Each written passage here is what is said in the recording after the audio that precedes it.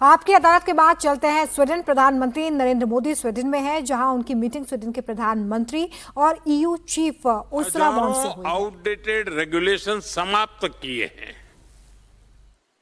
Ease of doing business को governance का हिस्सा बनाया है। डिजिटल इंडिया ने पब्लिक सर्विसेज को अधिक ट्रांसपेरेंट, एफिशिएंट और एक्सेसिबल बनाया है। भारत में आज दुनिया का तीसरा सबसे बड़ा स्टार्टअप इकोसिस्टम है। हमारे startups AI, fintech, space, drones, biotech, climate tech और मोबिलिटी में ग्लोबल सॉल्यूशंस बना रहे हैं। आज भारत में टैलेंट है, स्केल है, डिमांड है, स्टेबिलिटी है और सबसे बड़ी बात, भारत में 140 करोड़ भारतीयों की इच्छा शक्ति है। इसलिए अब समय है कि हम इंटेंट से इन्वेस्टमेंट की ओर बढ़े। इस विषय में मैं आपके सामने 5 सुझाव रखना चाहता हूं। पहला, टेलीकॉम और digital infrastructure, Vodafone, Ericsson, Nokia, Orange जैसी कंपनियों का भारत में विशाल अनुभव है। भारत 5G से 6G transition, AI enabled networks,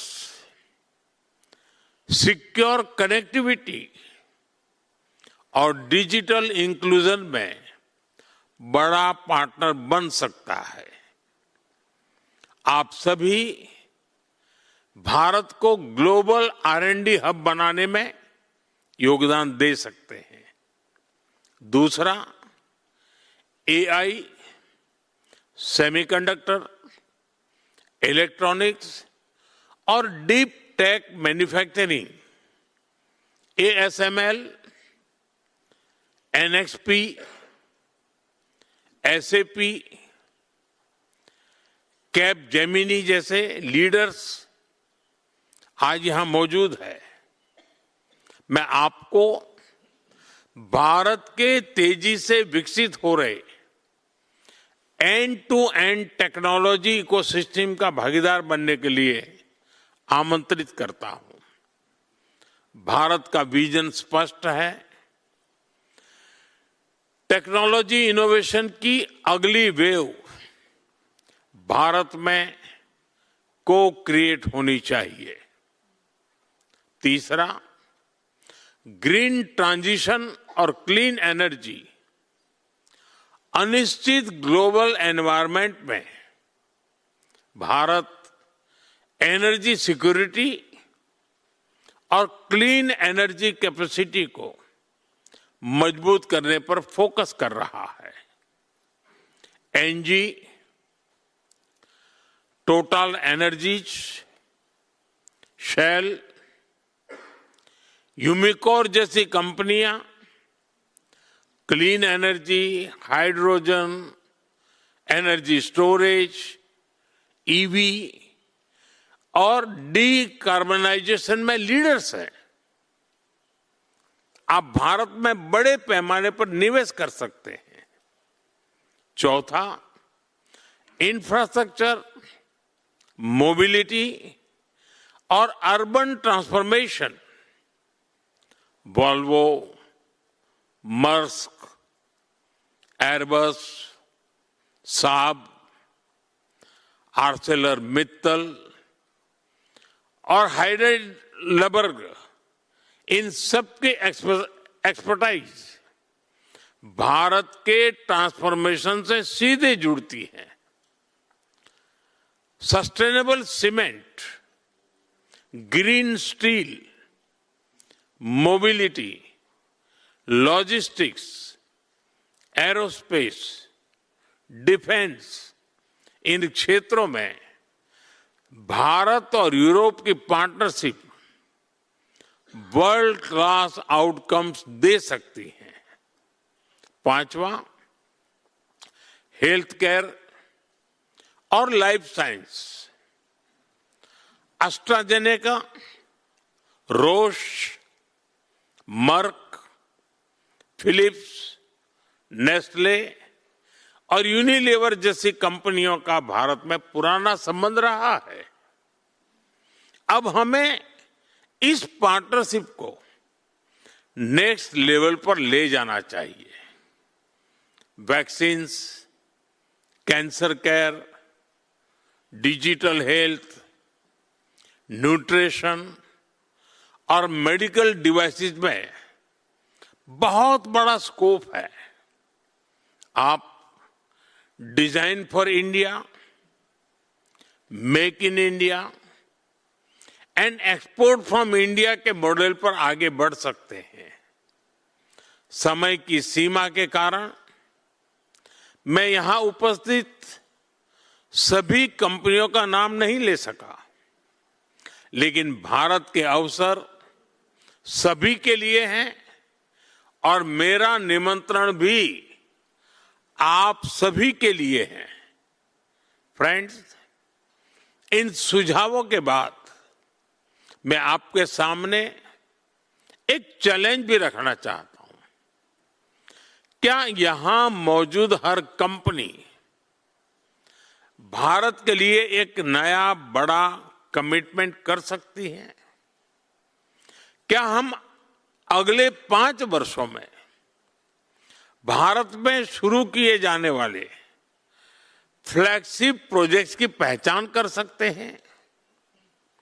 Bharat सरकार इन सभी प्रोजेक्ट्स को समयबद्ध तरीके से पूरा करने में आपकी पूरी मदद करेगी। हम इन सभी प्रोजेक्ट्स की नियमित समीक्षा करने के एक इंस्टीट्यूशनल व्यवस्था भी बना सकते हैं। फ्रेंड्स, हम साल में एक बार Bharat Europe CEO round table का आयोजन कर सकते हैं। इसमें भारत और यूरोप की इंडस्ट्री बॉडीज को जोड़ा जा सकता है। सेक्टर स्पेसिफिक वर्किंग ग्रुप्स भी बनाए जा सकते हैं। मैं यह भी सुझाव दूंगा कि ईआरटी के एक इंडिया डेस्क या इंडिया एक्शन ग्रुप भी बनाए। इसका मैंडेट सिंपल हो, जो कंपनीज भारत में है उनके एक्सपांशन को सपोर्ट करना, जो नई कंपनियां भारत में आना चाहती हैं उनके एंट्री फैसिलिटीज करना और बिजनेस कंसर्न्स का प्रोएक्टिव समाधान करना। फ्रेंड, भारत और यूरोप की पार्टनरशिप केवल आर्थिक आंकड़ों तक सीमित नहीं है। यह साझा मूल्यों की पार्टनरशिप है। यह लोकतंत्र और विविधता की पार्टनरशिप है। यह ट्रस्ट और ट्रांसपेरेंसी की पार्टनरशिप है। यह इनोवेशन और इंक्लूजन की पार्टनरशिप है। आज के विश्व में जहां अनिश्चितता है, सप्लाई चेन्स दबाव में है, टेक्नोलॉजी में कंपटीशन बढ़ रहा है, ऊर्जा सुरक्षा और क्लाइमेट एक्शन दोनों को चुनौती दी जा रही है। ऐसे समय में भारत और यूरोप मिलकर स्टेबिलिटी, सस्टेनेबिलिटी और शेयर्ड प्रॉस्पेरिटी के मजबूत स्तंभ बन सकते हैं। इसी भावना के साथ मैं आप सभी को भारत की विकास यात्रा से जुड़ने के लिए आमंत्रित करता हूं। मुझे विश्वास है कि आज गोथनबर्ग से जो संवाद शुरू हो रहा है वह आने वाले वर्षों में भारत और यूरोप की इंडस्ट्रियल पार्टनरशिप का एक नया अध्याय लिखेगा।